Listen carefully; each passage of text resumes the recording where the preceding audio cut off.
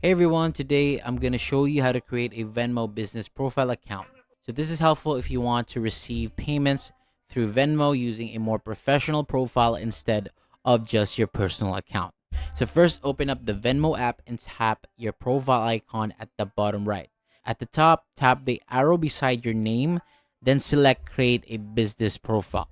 And then Venmo will show some details about business profiles, including payment features and possible transaction fees. And if everything looks good, tap create your profile. Next, choose whether you want to use a social security number or tax ID. Then add your business photo, background image, business name, and business username.